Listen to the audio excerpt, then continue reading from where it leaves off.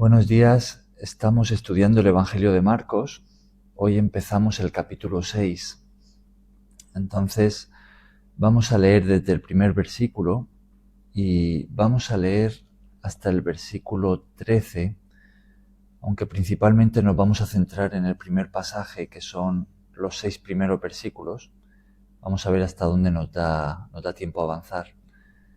Pero el siguiente pasaje, en realidad, aunque es un tema distinto, está bastante relacionado. Entonces, bien, pues empezamos desde el versículo primero. Hilda, adelante. Salió Jesús de allí y vino a su tierra, y le seguían sus discípulos. Y llegado el día de reposo, comenzó a enseñar en la sinagoga, y muchos oyéndole se admiraban y decían: ¿de dónde tiene estas cosas? ¿Y qué sabiduría es esta que le es dada, y estos milagros que por sus manos son hechos? ¿No es este el carpintero, hijo de María, hermano de Jacobo, de José, de Judas y de Simón? ¿No están también aquí con nosotros sus hermanas? Y se escandalizaban de él.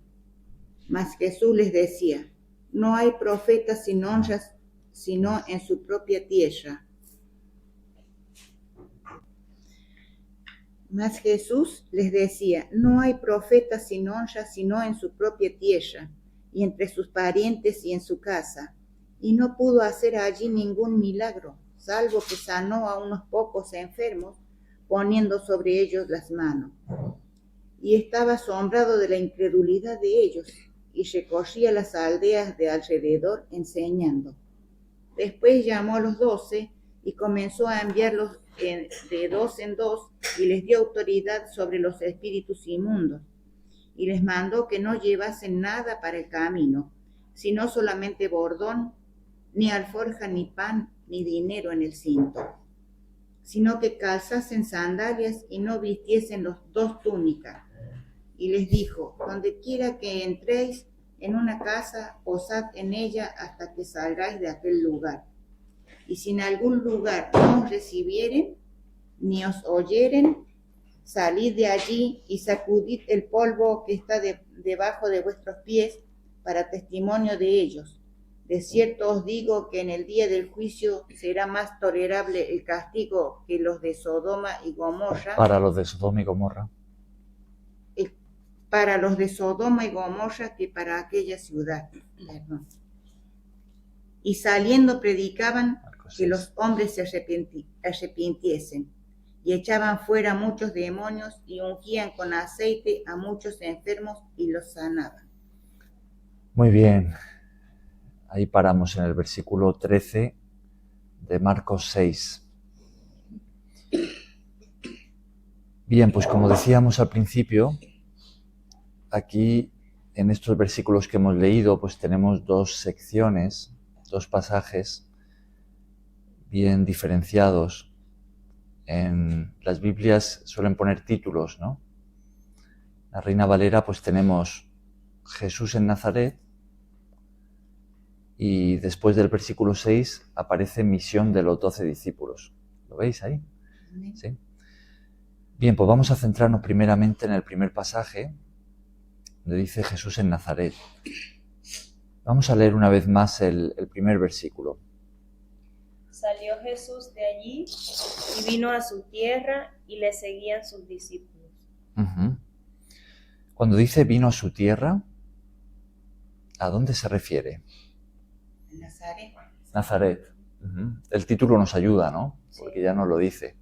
En realidad en estos versículos no aparece el nombre Nazaret, pero en los pasajes paralelos, y al decir a su tierra, pues nos lo da a entender. ¿Por qué Nazaret? ¿Qué tiene que ver Nazaret con Jesús? ¿Dónde se crió? ¿Dónde se crió? Nazaret. Nació en Belén y se crió en Nazaret. Belén está muy cerca de Jerusalén, es al sur de la provincia de Palestina o de lo que era Israel, ¿no? En la capital, que era Jerusalén, pues Belén era un pueblito muy pequeño, como una aldea, que se encontraba muy cerca de Jerusalén. Y estaba profetizado que Jesús nacería en Belén, que es donde nació el rey David. El rey David nació en Belén. Entonces, la profecía decía eso, ¿no? Que Jesús, o sea, que el Mesías también nacería allí.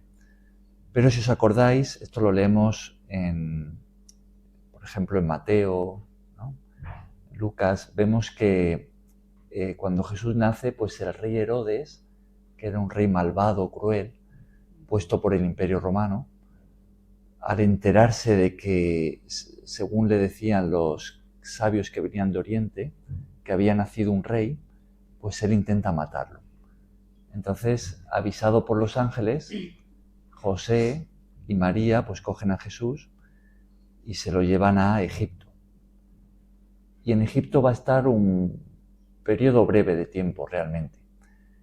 Y de allí cuando vuelven, pues se van al norte, a Galilea, y van a la población de Nazaret. Y ahí es donde Jesús se cría, en Nazaret. Bien, entonces nos dice aquí que Jesús vuelve a Nazaret, ¿no? Jesús se dedicaba a viajar, a predicar el Evangelio y a hacer todo lo que estamos leyendo aquí en el Evangelio que él hacía, pero en este pasaje vemos que vuelve a la tierra donde se había criado. ¿Y quiénes iban con él? Sus discípulos. ¿Encuentras? Marcos 6. Ajá. Y sus discípulos, ¿no? Que eran los que viajaban con él. Bien, ¿qué sucede entonces en el versículo 2? Llega el día de reposo. ¿Y qué hace Jesús? Y enseñaba en la sinagoga. Enseñaba en la sinagoga. Y muchos se admiraban oyéndolo, que decían, ¿de dónde tiene estas cosas? ¿Y qué sabiduría es esta que le es dada? Y estos milagros que por sus manos son hechos. Bien, algo que repite mucho Marcos, lo hemos ido viendo en los capítulos anteriores y lo veremos también en los siguientes, es presentarnos a Jesús como maestro, como alguien que enseñaba, ¿no? A pesar de que este Evangelio no registra mucho de la enseñanza de Jesús, como lo hacen, por ejemplo, Mateo, Lucas y Juan, que recogen mucho más de lo que Jesús enseñó, ¿no? Marcos se centra más en los milagros que Jesús hace, en sus obras, pero sin embargo repite mucho el hecho de que Jesús enseñaba, de que él era maestro, ¿no? Maestro que vino de Dios. Entonces lo tenemos nuevamente en la sinagoga, que era el lugar propicio, adecuado para los judíos, para enseñar la palabra de Dios, ¿no? Entonces Jesús era considerado un rabí, un maestro. Entonces él, en muchos de los lugares de los pueblos, ciudades que visitaba, pues le daban lugar, ¿no?, en la sinagoga para enseñar. Pero aquí en Nazaret vemos que ¿qué va a suceder? ¿Creéis que podríamos decir, según lo que hemos leído, que los naturales de Nazaret reciben bien la enseñanza de Jesús? No.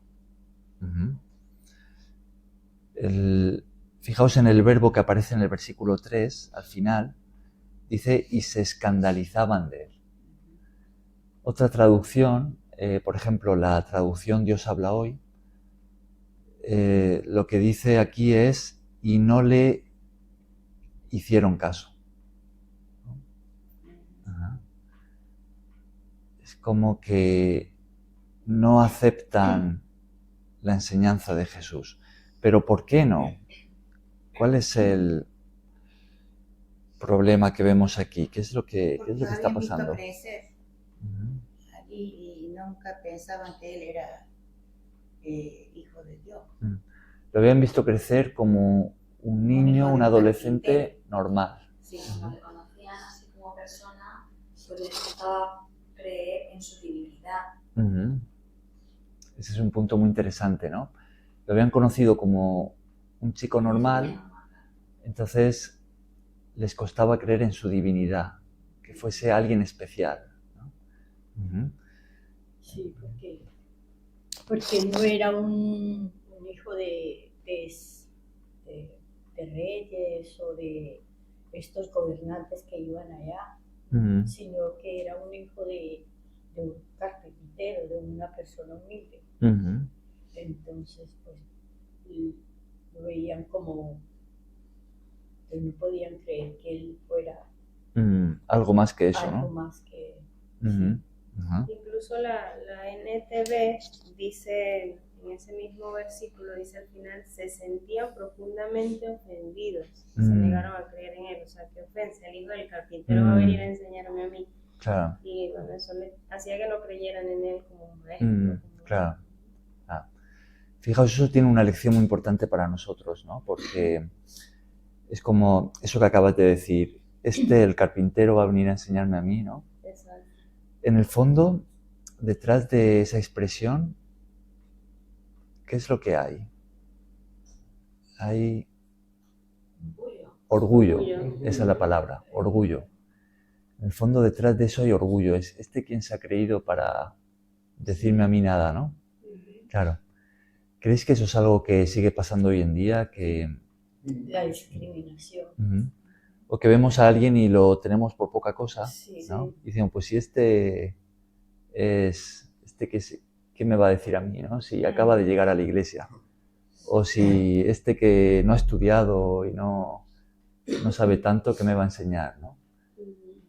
Es como menosprecio. Uh-huh. Menosprecio hacia otra persona que de pronto venga mal vestida o algo y resulta que esa persona tienes que aprender mucho de él. Uh-huh. Si viene de parte de Dios, te da, mejor dicho, bofetada. Uh-huh. Sí, pero hay una cosa que ellos vieron. Herodes, por ejemplo, vinieron reyes y vinieron y le preguntaron a él que dónde había nacido. Uh-huh. ¿Dónde había nacido? El rey de los judíos. Vinieron los sabios de Oriente. Uh-huh. Ah, claro, mire. Vienen y le dicen a Herodes que dónde nació el rey de los judíos. Y resulta que el rey supuestamente sabían él. Que era ese niño. No sabían, ¿cierto? Porque Herodes mandó... Claro, no lo sabía, Herodes no lo sabía. Y los sabios estaban siendo guiados. Uh-huh. Eso cuando Jesús nació. Sí, sí. Pero él no se dio cuenta de que era ese niño hijo de José, ¿verdad que no? Herodes no lo sabía. Si no por eso él mandó matar a todos los niños menores de 2 años en esa región, ¿no? Pero Dios libró a Jesús. Bien, pues esto es lo que pasa. Vemos que Jesús en el lugar donde se ha criado, pues es rechazado. No lo reciben, ¿no? Estamos hablando de orgullo y también yo hablaría de otra palabra muy importante, que es familiaridad, ¿no? Discriminación. La palabra familiaridad, ¿no? Que aquí perjudica. Claro. Vemos que hay una expresión en español que dice que la confianza, podríamos decir el exceso de confianza da asco, ¿no? Cuando hay un exceso de confianza, ¿no? Es como que hay una línea muy fina entre esa confianza y ese desprecio, ¿no? Ese subestimar al otro, ¿no? Como diciendo, pues ya le conozco, que me va a decir, ¿no? ¿Creéis que es común esto de, vamos a decir, de poner etiquetas a las personas que conocemos, de encasillarlos dentro de un molde y como no creer que puedan ser otra cosa que eso, que puedan cambiar, que puedan mejorar, que Dios pueda llamarlos en una misión especial y es como que decimos, sí, ya lo conozco.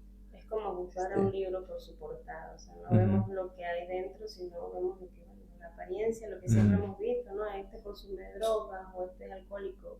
Claro. Y no creemos que en algún momento pueda en cambiar. Su interior pueda cambiar, el Espíritu Santo pueda fluir dentro de él y ir, o sea, sanándolo y restaurando. Claro. mirarlo como Dios lo miraría. Exacto. Pero también hay algo que a los 12 años era muy niño todavía. Y a los 12 años estuvo En el templo, hablando con personas. con los maestros de la ley. Exacto. Sí. Si eran maestros de la ley, porque eran personas estudiadas, y, en fin, y que ellos se admiraban de ver tanta sabiduría en un niño de 12 años. Sí, tenía 12 años. Antes de este, claro, años atrás, ¿no? Sucedió cuando Jesús tenía... Se quedó en la boca para enseñar. Sí, está recordando ese episodio de la vida de Jesús, ¿no? Bien, es interesante notar en la Biblia que este rechazo de los familiares, de los conocidos, ¿no? Es algo bastante común en los hombres de Dios. Por ejemplo, si nos acordamos de José, ¿no? José recibió sueños de parte de Dios, de lo que Dios iba a hacer con él, del propósito que tenía. Claro, José era un poco inmaduro en ese momento, ¿no? Pero vemos ese rechazo de sus hermanos, ¿no? Hacia él, ¿no? Que se enfadan por esos sueños, ¿no? Y hasta su padre, ¿no? Por ejemplo, en David también lo vemos. El que iba a ser rey, que fue ungido por Dios delante de sus hermanos, delante de su familia. Vemos que unos años después, cuando hay guerra contra los filisteos, David acude mandado por su padre y sus hermanos le rechazan, se burlan de él, ¿no? Diciendo, tú que vienes aquí a ver la guerra porque quieres, así como un poco en tono de burla, ¿no? Sí. Entonces es interesante notar esto, ¿no? Ese rechazo o esa incomprensión de los más cercanos. Ahora, otro punto interesante aquí es entender que Jesús le dijo a sus discípulos que la propia familia muchas veces rechazaría a aquellos que se conviertan en discípulos, ¿no? Jesús dijo que él sería causa de división dentro del propio hogar, de la propia casa, ¿no? Podríamos decir quizá que esta es la primera prueba que tiene todo aquel que decide seguir a Cristo, que se convierte en su discípulo. Es la prueba de la familia, de los más conocidos, de los amigos, de los conocidos, ¿no? De los que se burlan. Claro. Yo creo que ya es una prueba dura. Es una prueba dura. Más que muchas que se encuentran más tarde, más alejadas. Claro. Cuando uno escucha el Evangelio y lo abraza, entonces, cuando llega a casa, ¿no? Sus hermanos, sus padres, quizás su mujer, su marido, los amigos, ¿no? Pues va a encontrarse con reacciones, ¿no? ¿Qué tipo de reacciones? Pues por lo general hay de todo. Hay personas que lo aceptan, hay otros que se burlan, otros que lo rechazan, tú ya no eres el mismo, o incluso este orgullo también, tú ahora que te has creído que eres mejor que nosotros, y eso se vuelve una prueba, ¿no? Una prueba de fe. Hay quienes no están dispuestos a pasar por eso, quizá a perder amistades, ¿no? A perder ese respeto. Y hasta la misma familia. Hasta la misma familia a veces. En algunos países es todavía más serio.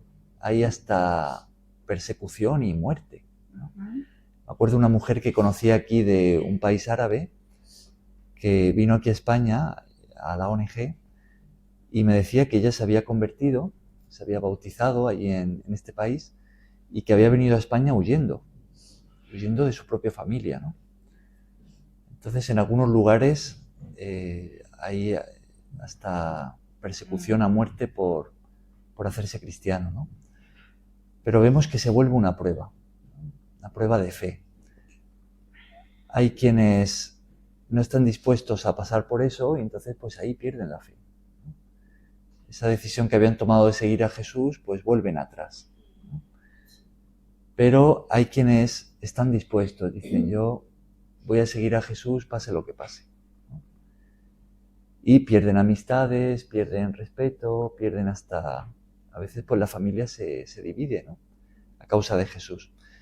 Y ahora vemos esto en la vida de Jesús, que sus familiares, sus amigos de la infancia, pues no aceptan que Jesús sea algo más que el carpintero, ¿no? Un maestro de Dios, el Mesías. No lo pueden ver, no lo pueden aceptar, ¿no? ¿Cuál es la palabra que utilizan para referirse a Jesús? Versículo 3. Se escandalizaban. Uh-huh. Es el carpintero, hijo de María, hermano de Jacobo y de José, de Judas y de Simón. Uh-huh. ¿No es este el carpintero? ¿Qué nos dice esto acerca de qué era aquello a lo que se dedicaba Jesús antes de comenzar a viajar en su ministerio público, predicando, sanando? ¿Qué hacía Jesús antes? Carpintería. Carpintería. Trabajar con Como trabajar con la madera. Como su padrastro, ¿no? José. José era carpintero. Sí, bueno, su padre, ¿no? Sí. No de sangre, pero su padre en la tierra, sí. Claro. Su padre era carpintero y Jesús también se dedicaba a eso. Hay aquí también un detalle interesante, porque fijaos que aquí mencionan a sus hermanos, ¿no? Y a su madre. Sus hermanas. Y sus hermanas también. Uh-huh. Pero no mencionan a su padre, a José. Esto nos da a entender que su padre probablemente habría muerto, ¿no? En algún momento de la infancia de Jesús, pues entendemos que su padre José murió y Jesús, que era el hermano mayor, pues era el que tuvo que ocupar el puesto de su padre para sacar a su familia adelante, ¿no? Uh-huh. Entonces Jesús se metió en la carpintería, en el taller de su padre, y trabajó con sus manos para sustentar a su familia. Eso es lo que yo creo que podemos entender de estos detalles, ¿no? De la vida de Jesús. A mí señalar la última, este versículo, la incredulidad de aquella gente le causaba asombro. A Jesús. A él. Uh-huh. Claro. Uh-huh. Sí. Antes de profundizar en eso, la incredulidad, la fe, ¿no? Que es el tema principal de aquí, hablando de Jesús trabajando en el taller para sustentar a su familia, porque el padre había muerto, ¿no? Si lo entendemos de esa manera, fijaos en esto, Jesús a los 12 años nos lo recordaba Rosy, ¿no? Lo vemos en el templo hablando con los maestros de la ley, con gente importante, ¿no? Sacerdotes. Y lo que nos dice Lucas, que relata ese episodio, es que los que estaban allí de alguna forma los vemos asombrados de la sabiduría de Jesús a los 12 años. Y cuando los padres José y María acuden a su encuentro, vemos a un Jesús muy consciente de quién era, ¿no? Dice, ¿no sabéis que en los negocios de mi padre me es necesario estar? Vemos a un Jesús a los 12 años que sabía que era el Hijo de Dios, ¿no? Sabía quién era, ¿no? Bien, y entendemos, como decíamos, después de eso, que él, en lugar de hacer una carrera como hacían los eruditos, ¿no? Los escribas, para después dedicarse a enseñar, ¿no? La palabra de Dios, lo que vemos es que se va a ocupar del taller de su padre, ¿no? Que probablemente habría muerto. ¿Tú querías señalar algo? Hay otro punto, que la gente estaba esperando un Mesías y un libertador, un revolucionario, alguien que los libre de los romanos. Y Jesús era todo lo contrario a lo que ellos pretendían. Entonces también hubo un rechazo por eso. Sí, también, claro. Muy interesante, ¿no? Sí. Entonces vemos a Jesús el Mesías trabajando como carpintero, ¿no? Como un hombre normal.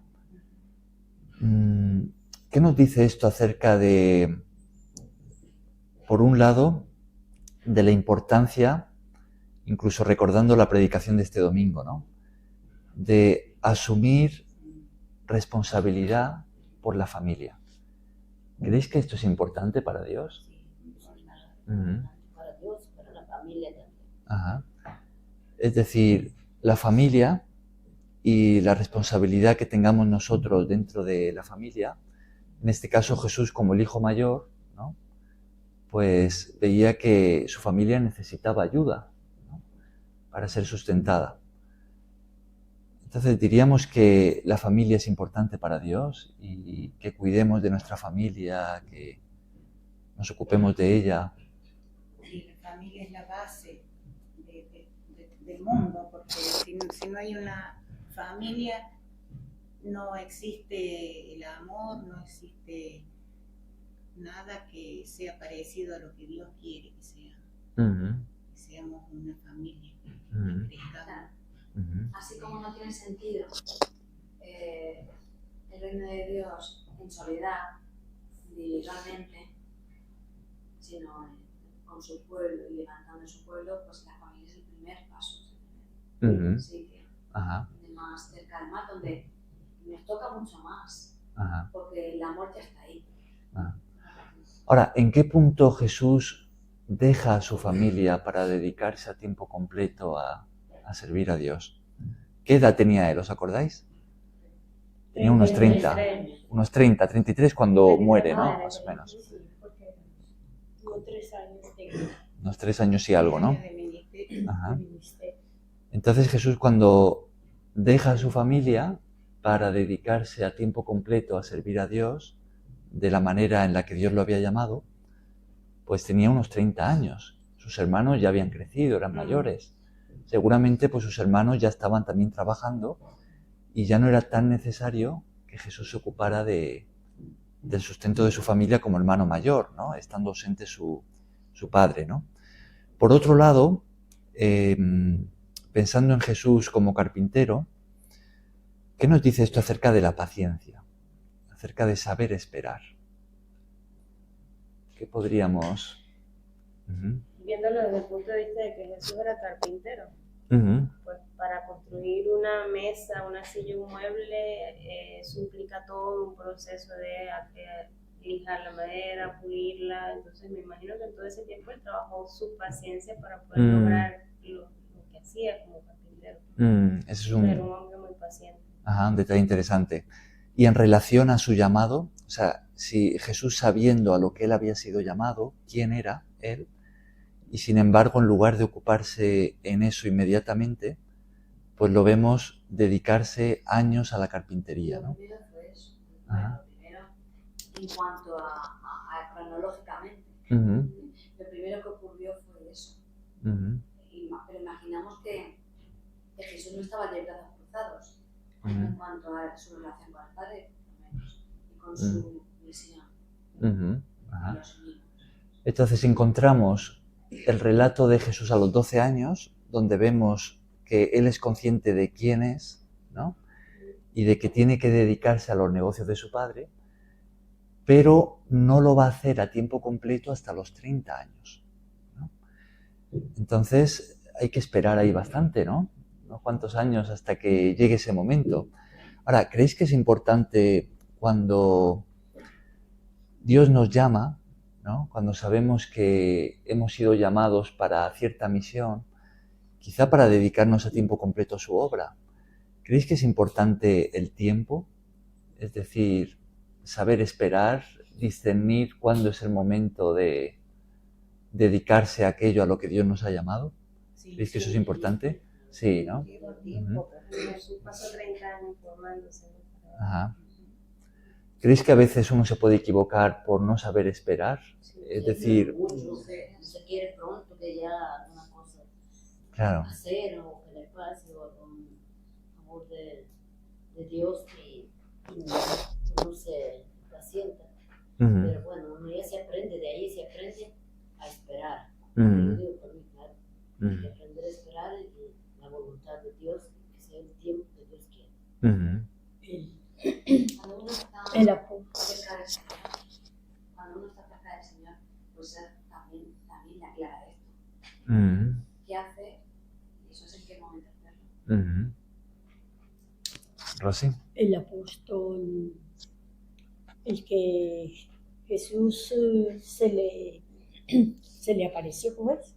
¿A Pablo? A Pablo, el apóstol Pablo, no empezó ahí mismo su carrera de hablar de nuestro Señor Jesucristo, de predicar el Evangelio. Él se fue a una isla y estuvo allá un tiempo. A una isla no, pero sí que estuvo apartado un tiempo. Sí que empezó inmediatamente a predicar, pero no de la forma en la que lo haría después, con esa implicación como misionero y apóstol. Sí. Entonces es importante, ¿no? Entonces vemos a un Jesús que entiende que la voluntad de su Padre, estamos un poco también leyendo entre líneas, ¿no? Porque no lo dice así el texto tan claro, pero si suponemos, como parece indicar, que su padre José murió, pues vemos a un Jesús adolescente que entiende que la voluntad del Padre es que asuma responsabilidad por su familia y se va a dedicar a eso aun sabiendo a lo que ha sido llamado, ¿no? Y va a esperar al momento indicado por Dios, ¿no? Y ese momento llegaría a los 30 años. Bien, entonces, volviendo aquí de lleno al texto, vemos que Jesús, enseñando nuevamente en Nazaret, pues es rechazado, ¿no? Hay una cosa que yo pienso. Por ejemplo, él cuando estaba con los maestros de la ley y que fueron y lo buscaron, María y José fueron a buscarlo y lo encontraron allá. Él les dijo, es que no sabéis que debo ocuparme en los negocios de mi padre. O sea que ellos hablaban él les predicaba o él les enseñaba, porque o María y José les enseñarían a él, o porque él dijo, es que, ¿por qué me buscáis? ¿Acaso no sabéis que debo ocuparme en los negocios de mi padre? Claro, ahí cuando vemos esa conciencia que Jesús tenía de quién era, ¿no? Y también como que ellos hablaban entre sí, o en fin, de las cosas a las que él había venido a hacer. Puede ser, sí. Bien, pues volviendo aquí a Marcos 6, ¿cómo responde Jesús en el versículo 4? ¿Qué es lo que él dice acerca de este rechazo que recibe en su ciudad? Mas Jesús les decía, no hay profeta sin honra sino en su propia tierra, y entre sus parientes y en su casa. No hay profeta sin honra sino en su propia tierra y entre sus parientes y en su casa. Bien, entonces cuando estamos sirviendo a Dios o cuando estamos siguiéndole como discípulos y encontramos en nuestra propia casa o entre nuestras amistades de antes o familiares, etcétera, ese rechazo, esa incomprensión, esa burla, desprecio, lo que sea, ¿qué nos dice esto acerca de la importancia de no desanimarnos, de mantenernos fieles a Jesús? ¿Creéis que es importante la determinación en este sentido? Claro. Ya sabemos, nos dice en la Biblia, nos dice que Jesús mismo habla que en su propia tierra no puede ser profeta. Por el motivo que le vieron crecer, le vieron cómo era, cómo vivía, entonces los demás no quieren aceptar lo que él dice o lo que él hace. Ya estamos avisados por él, ¿no? Que vamos a encontrar rechazo en mayor o menor medida entre las personas que nos conocían de antes, ¿no? Entonces, aquí cuando Jesús dice esa frase. Ahora, por otro lado, podemos aprender de Jesús esa misma determinación de la que estamos hablando. Jesús no se va a desanimar, ¿no? No va a abandonar la misión que ha recibido. Jesús, vemos a alguien, en él a alguien determinado a cumplir con la misión, a cumplir con la voluntad de Dios. Y ese es el ejemplo que él nos da. Podemos ver ahí a pensar en sus discípulos que estaban acompañándolo y que también estaban viendo ese rechazo, ¿no? Los discípulos sí que creían que Jesús era el Mesías, que era el Hijo de Dios, y por eso lo estaban siguiendo. Lo habían dejado todo para seguirle. Y están observando ese rechazo de las personas que conocían a Jesús de antes, ¿no? Y ven a un maestro determinado. Él va a cumplir con la misión. Él va a continuar. Esto no va a hacer que se venga abajo, que deje de viajar, que deje de predicar o que ya no quiere ir a la cruz, ¿no? Entonces, en ese sentido, Jesús, como discípulos que somos nosotros hoy en día de Él, pues se vuelve también en ese ejemplo para nosotros, ¿no? Cuando encontremos ese rechazo, ese desprecio, esa incomprensión, no nos desanimemos. Mantengámonos fieles a la misión, a lo que Dios nos ha llamado a hacer, ¿no? Bien, si traemos esto a la ONG, más allá de lo que puede ser nuestras amistades o familia y tal, como vemos aquí, en la ONG pues también a veces vamos a encontrar esa oposición, ese rechazo, esa burla, Yo en la ONG he encontrado personas hasta que querían pegarme, ¿no? Y que me han estado gritando en la cara. Entonces, esto se vuelve también una prueba para nosotros, ¿no? Vamos a continuar con la misión a pesar de la oposición, Sí, claro. o nos vamos a desanimar y ya no quiero ir más para allá, Nada se puede comparar al amor de Dios en nuestra vida. Uh-huh. Nada. Ajá. Ni un hijo, ni una madre. Uh-huh. Pero aún así hay que ser sabios. Aún así hay que ser sabios. Uh-huh. En el pasaje siguiente, cuando Jesús se comisiona a sus discípulos, vamos a ver, no tanto aquí en Marcos, pero en el pasaje paralelo de Mateo, que Jesús cuando los manda en misión, también les advierte de la oposición que van a encontrar, incluso de la persecución, ¿no? Entonces, forma parte, se dice gajes del oficio, ¿no? Forma parte de lo que es servir a Cristo. Servir a Cristo viene también con oposición, con rechazo, con persecución. Uno se podría preguntar ¿por qué?, ¿no? Y la razón es porque hay un enemigo. Hay un ser malvado que está empeñado en usar a las personas para hacer pecado carne. Usar a las personas, que se opone a la voluntad de Dios, ¿no? Claro, exactamente.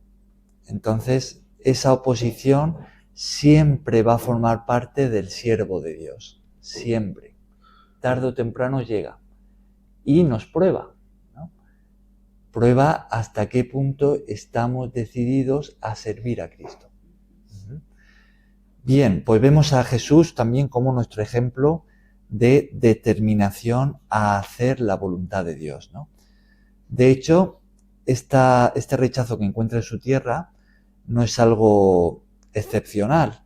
Durante toda la misión de Jesús en la tierra, todo su ministerio público, encontramos esta tensión con fariseos, con escribas, con saduceos y finalmente esa persecución que lo llevó a la muerte, ¿no?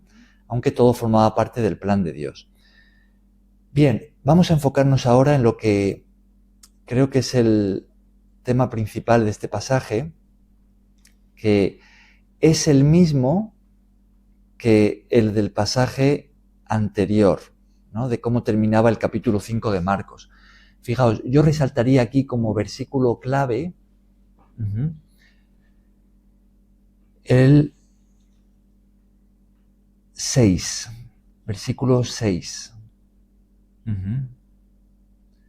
¿Qué dice el versículo 6? Y estaba asombrado de la incredulidad de ellos. Y se recorría las aldeas de alrededor enseñando. Ajá. Y estaba asombrado, está hablando de Jesús. Jesús estaba asombrado de la incredulidad de ellos. ¿Os acordáis cuál resaltábamos como el versículo clave del último pasaje de Marcos 5? El 36, creo. El 36. Pero Jesús, luego que oyó lo que decía, dijo al principal de la sinagoga, no temas, cree solamente. Y el versículo 34, ¿quieres leerlo también, de Marcos 5? Y él le dijo, hija, tu fe te ha hecho salva, ve en paz y queda sana de tu azote. Fijaos en el contraste. Tan solo, unos días atrás, Jesús acababa de sanar o de socorrer milagrosamente a 2 personas desesperadas, que es lo que comentamos los días anteriores, a Jairo y a esa mujer enferma, y Jesús destaca la fe de ellos, ¿no? Le dice a la mujer, tu fe te ha salvado. Sí. Y en ese momento de crisis, de fe de Jairo, cuando le dicen que su hija había muerto, Jesús le da esta palabra, no temas, cree solamente. Y ahora, en Nazaret, en su tierra, en aquellos que habían conocido a Jesús en su infancia, vemos todo lo contrario. Jesús se asombra no de la fe de ellos, sino de su incredulidad, ¿no? Fijaos en este contraste tan marcado que tenemos aquí, ¿no? Y el tema, pues es el mismo, es la fe, ¿no? Jesús, por un lado, destaca la fe de aquellos que acudieron a Él y recibieron el milagro que estaban buscando, y Jesús resalta la fe que tenían, y por otro lado, vemos a un Jesús asombrado de la incredulidad de estas personas. ¿Y qué nos dice como consecuencia de esa incredulidad? Versículo 5. No pudo hacer allí ningún milagro, salvo que sanó a unos pocos enfermos poniendo sobre ellos las manos. Entonces, si aquellos que sí que recibieron ese milagro que necesitaban, lo hicieron por medio de la fe, estos otros que no creyeron, no pudieron o impidieron, por su falta de fe, que Jesús realizara allí los milagros que él quería, ¿no? Ahora, ¿acaso en Nazaret no había gente también necesitada? Ajá, seguro que sí, ¿no? No creían, no tenían esa fe, no creían en él que vivió ahí, no, por eso no tenían fe, ellos mejor se distanciaban, ellos no creían, ellos se burlaban o tenían esa forma de rechazo. Entonces por eso Jesús no pudo hacer nada ahí, pero de todas maneras a unos enfermos que, claro, en donde quiera hay unos que tengan fe, otros que no tengan, en los que tuvieron fe y creyeron, ahí entonces él les sanó poniendo las manos. Por medio de qué recibimos la salvación que Dios nos ofrece, por medio de la fe. Es lo que pasa ahora también. Es lo que sucede ahora, que mucha gente no cree que existe Dios, por lo tanto, pues bueno, ¿qué van a esperar de él? Y así es como va la sociedad ahora. Muchos jóvenes no creen en Dios. No creen. No creen, entonces, pues ellos dicen, comamos y bebamos, mañana moriremos. Bien, entonces vemos que la clave está en la fe, ¿no? Esto es lo que encontramos aquí en estos pasajes. Es la fe lo que nos hace recibir de Dios, y es la falta de fe lo que nos dificulta recibir de Dios, ¿no? Como decíamos, la salvación que Dios nos ofrece se recibe por medio de la fe. Hay un versículo muy conocido, muy utilizado también en este respecto, escrito por el apóstol Pablo, que es Efesios 2, 8 y 9, ¿no? Que dice así, porque por gracia sois salvos por medio de la fe. Y esto no de vosotros, pues es don de Dios, no por obras para que nadie se gloríe, para que nadie presuma. Entonces, la salvación eterna de nuestras almas que Dios nos ofrece es algo que le costó mucho a Jesús. Jesús lo compró el perdón de nuestros pecados, pagando nuestra multa con su propia vida. Él ocupó nuestro lugar en la cruz, derramó su sangre, recibiendo el castigo que nosotros merecíamos por haber pecado contra Dios, ¿no? Él ocupó nuestro lugar. Y ahora nos ofrece esa salvación de forma gratuita a nosotros, ese perdón. Pero eso solo se recibe por medio de la fe, creyendo.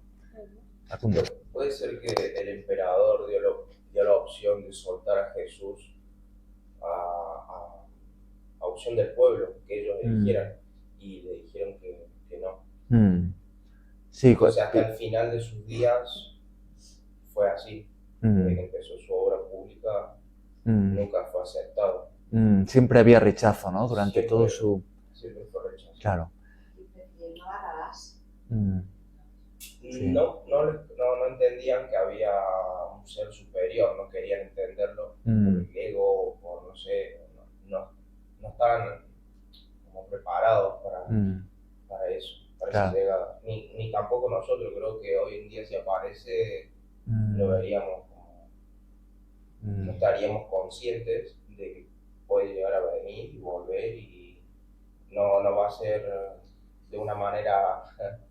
Pero es que incluso forma parte de lo que estamos leyendo. Jesús se manifiesta hasta de repente en una persona que se nos acerca a pedirnos pan o dinero y no lo vemos porque, bueno, ahí se acerca a mí que va a venir esa persona con mal vestida. Entonces a veces no tenemos la humildad en el corazón de verlo y quizás es Dios queriendo darnos un mensaje, ayudémoslo, escuchémoslo y no juzguemos por lo que vemos. Es parte de lo que hemos venido leyendo. Claro. El poder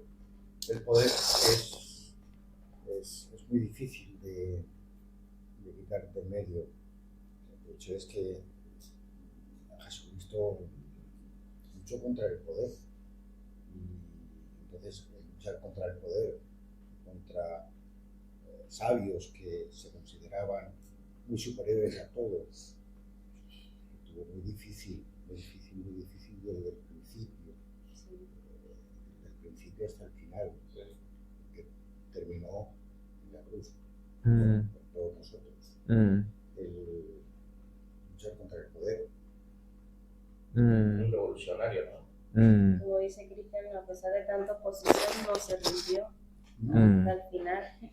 Revolucionario, pero trajo revolución, con una revolución, pero su carácter no era como lo que entendemos como revolucionario. Bien, pues este es el tema principal y el gran contraste que encontramos aquí, ¿no? En este pasaje, en relación con los pasajes anteriores de aquellas personas que sí que creyeron y aquí en Nazaret los que no creyeron. De hecho, en la propia Nazaret vemos que Jesús está acompañado de sus discípulos que sí que creían, ¿no? Entonces está el grupo de los que creen y por creer se comprometen con Jesús y se hacen sus discípulos, y el grupo de los que no creen. Y esto va a ser así siempre, hasta que Jesús regrese. Siempre el mensaje de Jesús, la persona de Jesús, va a traer división. Aquellos que sí que van a creer, como nosotros que hemos creído, y aquellos que no, que le van a rechazar, ¿no? Entonces, ese es el gran contraste que encontramos aquí. Y la clave está en la fe, ¿no? La fe, por medio de la fe somos salvos, por medio de la fe recibimos lo que necesitamos de Dios, y por la falta de fe es que no recibimos o se nos dificulta caminar con Dios, ¿no? Dios pide de nosotros fe.